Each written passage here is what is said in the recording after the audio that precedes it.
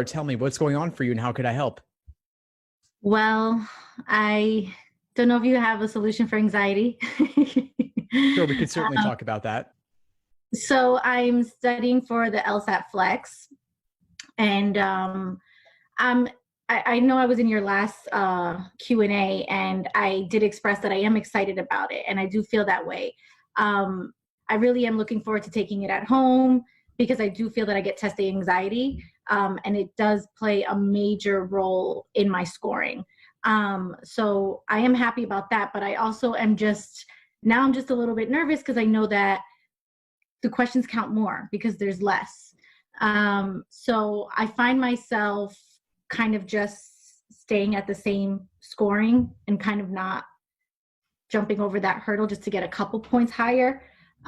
So full disclosure, I'm scoring now like a 151, 152. My initial goal was like a 155, 157. I'm still going to take it, even though I haven't reached that score yet, because I still feel that I can get into the schools of my choice and receive some scholarship money.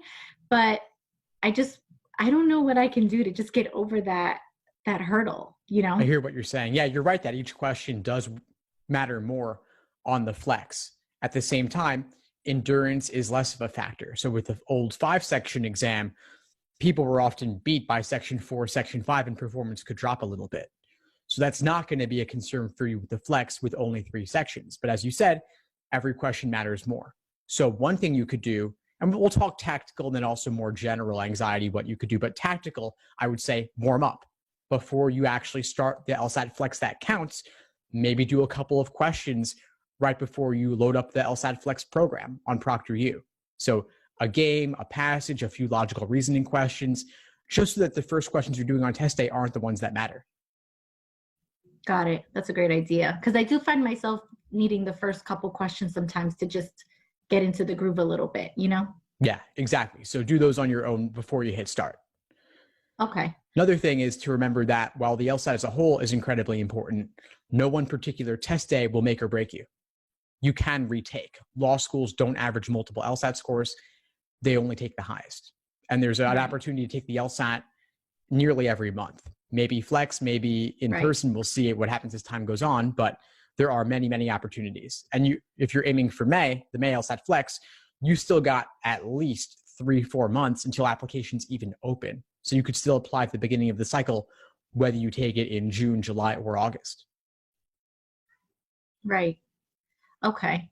I guess I also wanted to talk about reading comprehension. That is that's the section that I struggle with the most. So I find myself really good at games. I usually score 18 out of 23 on that section. And I'm pretty good in logical reasoning, but every section of reading comp, I struggle. And I've had my good days where I'll get like 17 right. But then it's always averaging back down to 13 or 14. And I'm trying to get that number up. And I did a practice exam yesterday, and I saw something you posted online to go to the global questions first. That made a difference in one passage, I will say. It was so much easier to flow through instead of stopping, checking one section, and then going back to a global question. So I did like that, but I think my issue is just kind of, I guess, remembering everything I read, if that makes sense. I find myself trying to read faster. And again, I've gotten better, but I don't know what I can do to take it to the next level. Yeah, sure. Well, I'm glad the technique with the question approach order helped, because that is a big one. Another thing I would talk about is note-taking. What are you doing in terms of note-taking, if at all?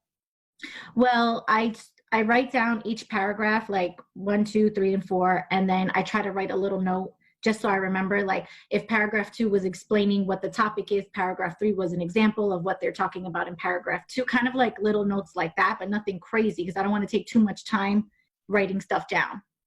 Good. Yeah, that feels right to me. Minimal is the best approach on that.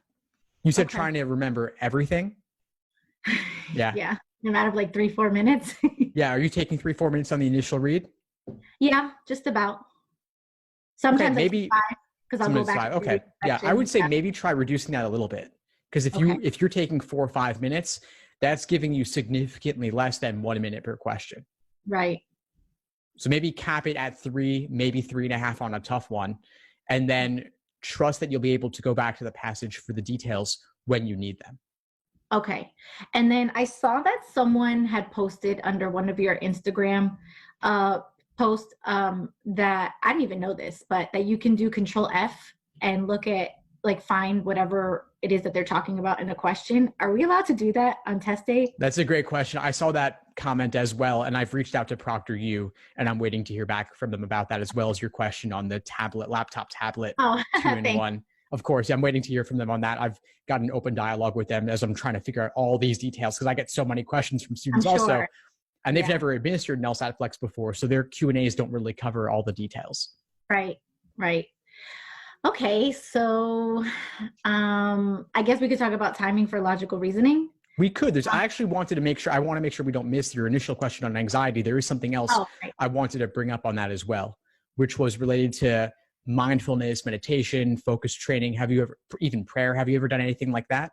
Oh, yes, I pray constantly, very religious. So I'm always doing that, and that always seems to help me. But then in the middle of the section, I'll be like 12, 13 minutes in, and I'm like, like I'm behind on questions. What do I do? And then I start getting nervous. You know, I have to tell myself, like, calm down and just focus and read. But I'm a very anxious person. It just is what it is. Yeah, I hear what you're saying. You've got, at least with LSAT Flex, you've got about a month remaining at this point in time, as we speak in mid to late April. And I would be thinking about the benefits that you gain from prayer and mindfulness and contemplation in terms of mental clarity and calming the mind. See what you can do to bring that into your, as much of a daily routine as possible, even just a few minutes, and maybe put an LSAT spin on it a little bit as well. So just in terms of focusing on the task at hand in the moment, rather if your mind is wandering, the process of bringing it back to whatever your focus or your intention is. Yeah, someone also told me that I should consider drinking tea before the exam. I'm actually a tea drinker anyway. Nice. But I think they said chamomile. I'm not really into chamomile. I like the sweet flavored teas. So I don't know. Do you recommend that? Yeah, chamomile definitely has demonstrated benefits for calming. And so I would try that out, but don't drink a tea you don't like. I think just in general, a hot beverage, assuming it's not insanely caffeinated, could be a good way to calm yourself down. Yeah, I don't even drink caffeine like at all. Like all my teas are decaffeinated. People ask how I operate in the morning. I'm like, I don't know. I think I'm high off of life because I'll drink like a hot chocolate or a tea. Nice. No coffee, no soda, nothing like that. So I think, I guess the best thing to do would be then during my practice exams, take tea before.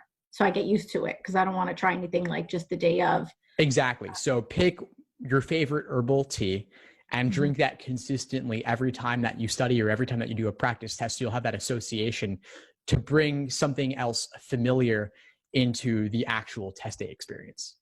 Okay.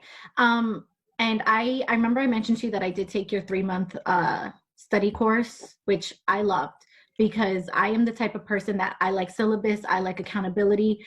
I need to know what I have planned for that day, or it's very easy for my day to just go by and I'm like, what happened? So I guess I kind of have 2 questions on this topic. I wanted to talk about what you think of my map out for my study schedule now throughout the week, and if I should invest in one of your monthly study plans because we have about 4 weeks till the exam. I don't know if I should do that because LSAT Flex is a little different, or if I should just tell you what I have planned and maybe you can help me on that, whatever you think is best. Yeah, sure. Share whatever you like and we can talk about the course too. Okay. So Tuesdays and Thursdays I work from home. I just work 2 days a week. So those days I don't usually study those days because at that point, by the end of the day, I'm drained anyway, and I know my body, and it's just like not a good combination. So that gives me Monday, Thursday, Friday, Saturday, Sunday.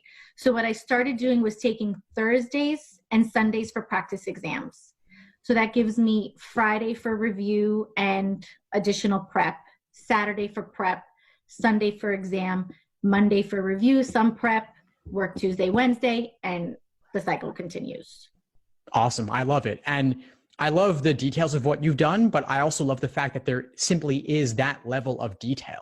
To some extent, the specifics don't even matter that much, whether you do a practice test on Friday or Tuesday or Wednesday or whatever. But the idea that there's a mix of taking exams and reviewing them, some days are heavier, some days are lighter.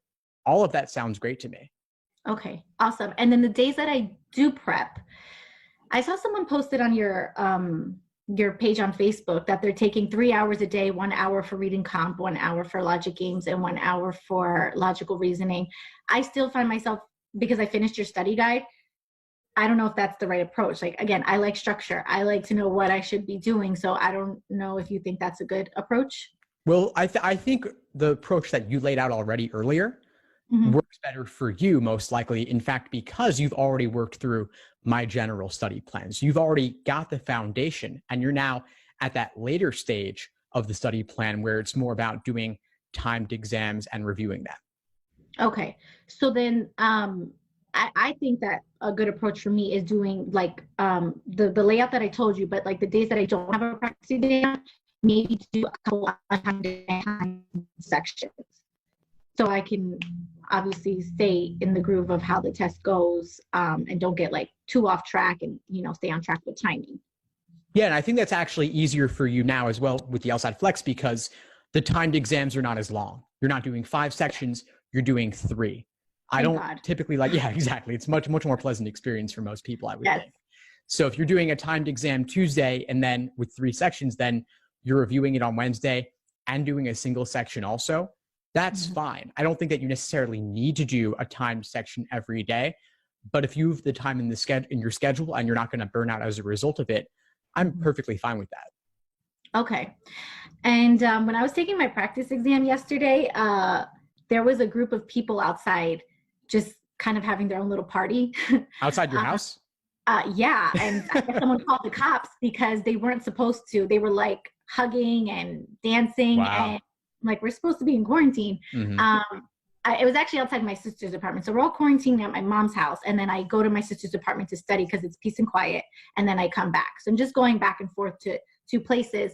And I guess it was so bad that I had to even pause the exam a couple times. And I know I can't do that test day.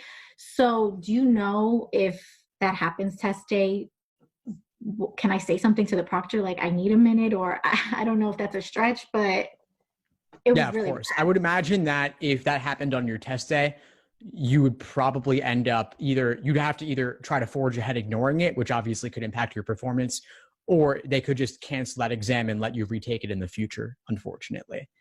So Yeah, I would aim to schedule your LSAT Flex for a time that you expect there to be no distractions. And so if people aren't partying at 10 in the morning, take it at 10 in the morning. If they're going to be partying at 8 p.m. or later, don't schedule it for in the evening.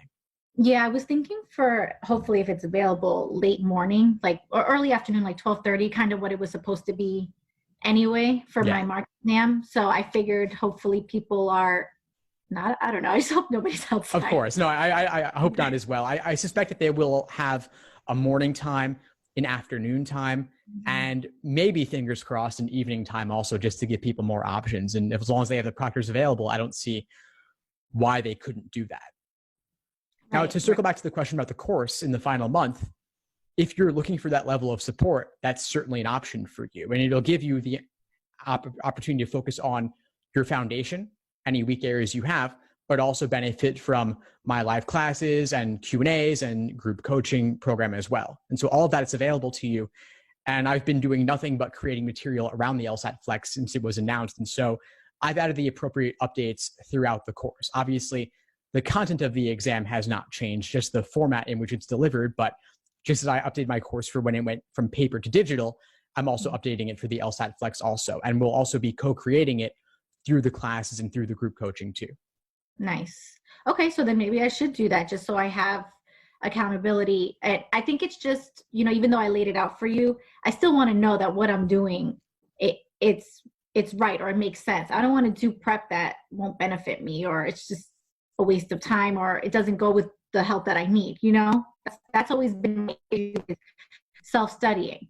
You know, I've taken prep courses, and then, you know, there's homework and stuff, but once the course is over and I'm still studying, I'm like, what do I do? So for a while before I found you, I was just, okay, today I'm going to do some games, and tomorrow I'll do reading comp, and I'll do a mix of logical reasoning questions with that. And I guess that's enough. You know, I don't know what's really appropriate. So I think I will consider that for the structure. Awesome. Great. Well, if it's the right move for you, of course, I'll be glad to help. Now, before we sign off, I want to know I want to cover your question that you had on logical reasoning, because you mentioned something there too. Oh, right, right.